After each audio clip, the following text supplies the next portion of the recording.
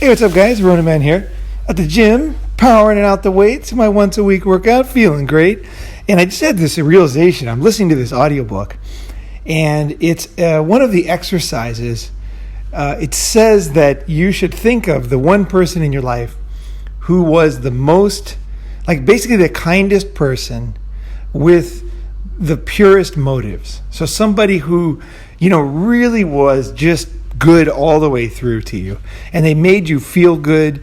Just thinking of them makes you feel warm and good. And I started to think back in my life of who was the person in my life that was, that I could use as an example in my head for this exercise. And immediately I thought of Mr. Moulton, and this guy who was my neighbor when I was a kid. And as our house was very chaotic. A lot of violence, dad getting arrested, things like that. So I would be very scared as a little kid, wondering what was going to happen. I was very insecure. I didn't know what was going on. But Mr. Moulton was next door. And Mr. Moulton was just, I don't know how much he knew, because we were in these cheap apartments and you could hear everything. I guess that he probably knew a lot more than I thought he knew. As a little kid, I thought that no one else knew what I felt. I thought it was only inside my house, inside my mind. I didn't realize that, other people could see things and could, empathize from the outside. I just never assumed that. But Mr. Moulton was always there. And I remember we would go to his house whenever there was a problem at our house. And also, Mr. Moulton, I knew him quite well because they lived there for a long, long time. Like, he did a lot of nice things for me. One of them, he taught me, I mentioned in another episode, he taught me how to wash cars and how to make money. He was the very first guy. He said, I was like energetic, running around, and he said, do you want to make some money? And I had been actually, that's not true. I had been cutting lawns for money, but there wasn't many lawns in California because the land is expensive, and so there wasn't a lot of lawns where we were. In fact, there was no lawns. So it was like that job was not too profitable for me. So he said, and then he showed me how to wash his car, and he paid me $5, which was huge money back then. And I was like, oh my gosh! But the thing is, I knew that he loved me. He was showing me kindness. He was showing me love, and no other reason, right? He didn't want his car washed. He could care less. It's cheaper to go to get a car washed. Back then, you could get your car washed for like 75 cents, You go to the car wash, automatic. It was super cheap. We're talking back in the 70s, early 70s, right? So, but he did it out of caring for me. And I sensed that even at that age. I was like, wow, this is a very manly, kind, mentoring kind of thing he's doing for me. I thought, wow, that's pretty cool. So I did my best. I always did my best with his car, and I was very proud of this. Like, it was like I had this new tool in my toolbox, right? But either way, he did that, and he was there whenever there was an issue in my family or whatever. He was, but I think most importantly for me, like why he was so important, is just his presence. You know what I'm saying? Like, some men, you just know they're alive and you feel better. Like, you just feel this rock. Like, things are going to be okay somehow, no matter what happens. And that was the feeling he always gave me. Mr. Moulton always gave me that feeling. And I know that my mother had met him just before he passed away. His wife was very, very sweet too, Mrs. Moulton. Like, the two of these people, like, together, they were just like a duo, man. They were a team, both very, very loving. And my mom had met him. She told me last time I saw her that just before he died, he had met her, and he was exactly the same as he was back in the 70s. Just the same Mr. Moulton. He was just a kind soul and a loving soul. But also, I think there was a wisdom. He had a wisdom too, and he had a desire to pass on and to teach. It was, and to guide. And that was also a very important part of him, because he took it upon himself to kind of help things, fix things, teach things. in the neighborhood. And at the time, I couldn't really appreciate it, like what he was doing for me in my life. But as I think back to this exercise, I think, wow, Mr. Moulton is the kindest person I've ever known. Like, if I had to put, like, in a box, I'd say, okay, you got to put a label, right? I'm looking for somebody who's the best for this example, for this book. I'm like, Mr. Moulton, like, hands down. Like, Mrs. Moulton came up in my mind too, because she also was very kind. But Mr. Moulton was the one, actually. It was close though. They were both, like I say, very nice. But the thing is, the reason why I'm telling you this story, the reason why I hope it's inspirational, is because him and Mrs. Moulton did not have children. And so they could not have children. And so they adopted this boy, and he lived next door to me. He was a little bit older than me. But I knew the whole story because, I knew them before he came around and then after. So they had gone out of their way to adopt this boy that was very troubled. They wanted to adopt like a very broken home, they wanted to really help somebody. That was what they wanted to do. And so they adopted this boy who was like, I don't know his whole background, but it was like horrific, right? So I can't remember his name. But either way, this story really ends powerful.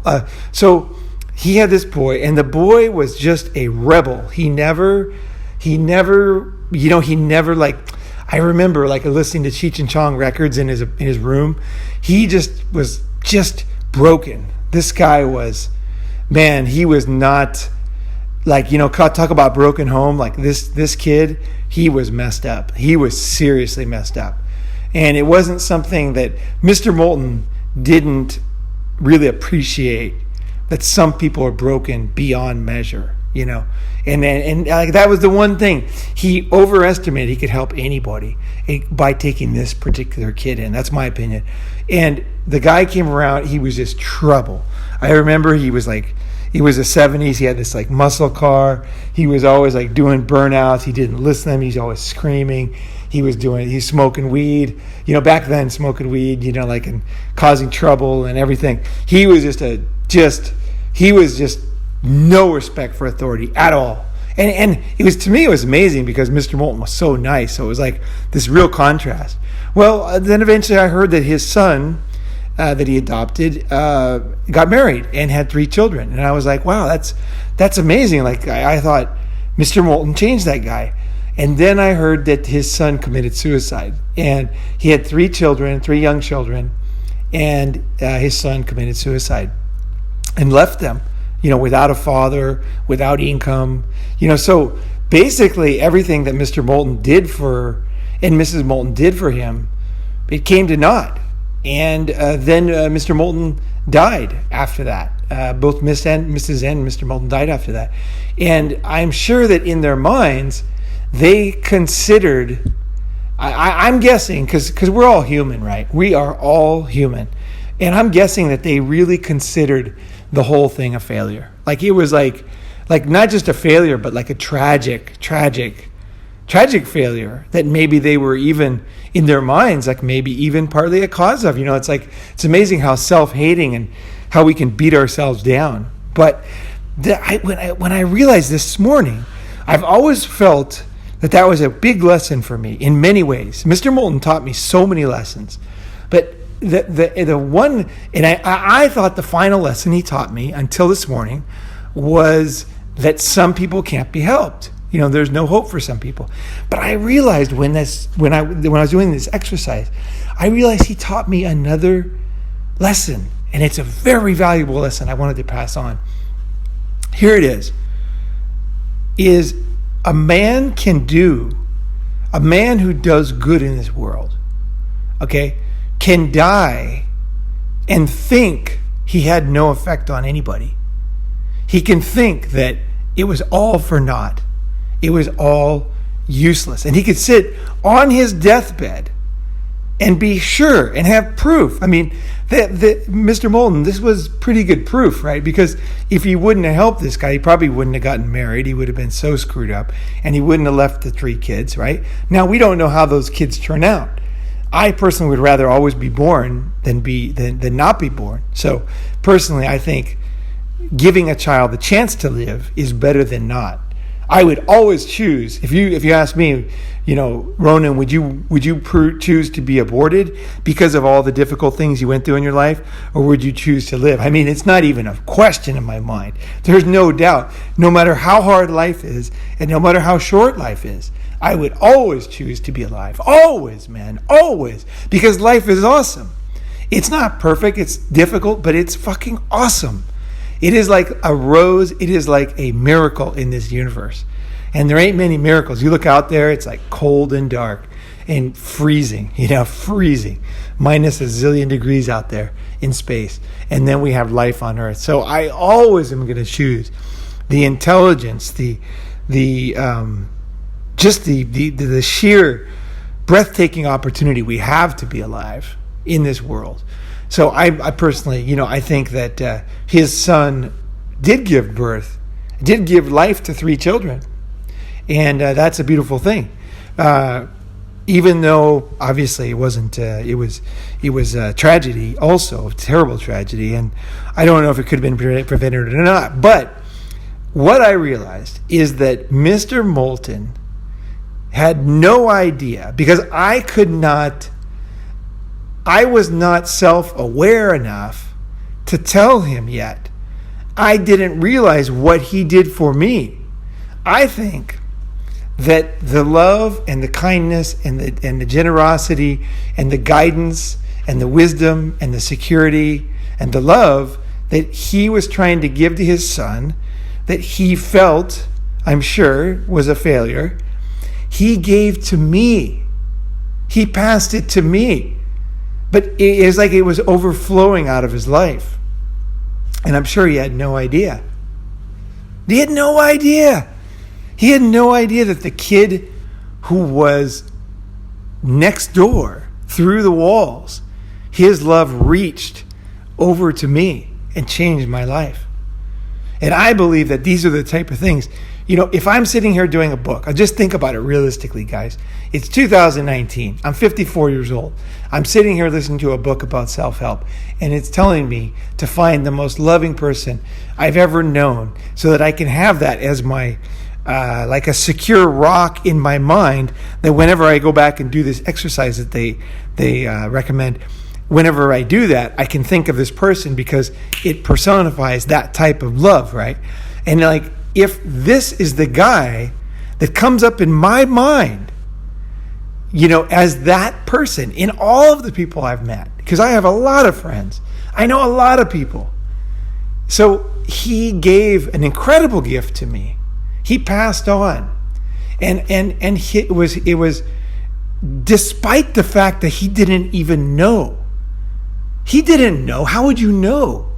Like, I don't even know. Maybe he did it to my brother too. Maybe he helped my brother too. Maybe he helped my sister. Maybe there was other kids, like he was trying to help this one kid, and he's like Santa Claus, like helping all of the kids, right? So I want to say to you guys is you might think certain things about your life as you go, right? It's a failure. This didn't work out. That didn't work out. It's like that old Chinese saying, right? The with the horse, right? Give it time. Like, I don't know. I'm not sure yet, right? Is it, they'll say, in Chinese history, they'll say, was the invasion of XYZ country a success? And they'll say, well, we don't know yet. Not enough time. And they'll say, well, it's like 400 years ago. They're like, yeah, we don't know yet. Because it could change over time, right? So the other story about the horse, right? And the farmer's son, I don't remember the whole story, but basically the farmer's son, the father gets a horse, and then he's riding it, trying to teach it to ride, trying to break the horse, and then his son, gets kicked and gets his leg broken, and then somebody asked the father, the farmer, are you? That's such a tragedy. You got that horse, and oh yeah. First, you got the horse, and they said, "You're so lucky. You found this wild horse. It's awesome." He said, "Well, let's see." And then the horse broke his leg, and then they said, "You're so unlucky. Look, the horse that you brought home broke your son's leg? And he's like, well, not sure yet. Let's see. And then, like later on, there was a war in the area, and the soldiers came by to get his son, but they couldn't take him because his leg was broken and he couldn't fight. And so, it was a disaster. The war was a disaster, and the son lived. And they said, your son lived, and he said, they said, you're so lucky. He says, well, let's see, because there's so many things like that in life. So don't. As you go on your journey, I would really warn you not to take on a very negative, perspective on things. And simply because you don't know yet. You don't know the final result of your life. And Mr. Moulton died many years ago. And I just had this realization today. I just had a realization that all his love, all his work, all his giving was a huge success for me. And if he knew this, he would be, I hope he knows this now. He's smiling. So give, learn, grow, love, and do not. You can't, like the farmer, you don't know what is going to be good and what is going to be bad. You just do the best you can. And, it's funny how life is, right? It is very, very funny how perspectives change. So hang in there, guys. I hope that that story is just blowing my mind right now, because that is absolutely realization I just had. So I wanted to share it with you guys. So I hope you guys have a good day, and I'm back on the weights. All right, see ya.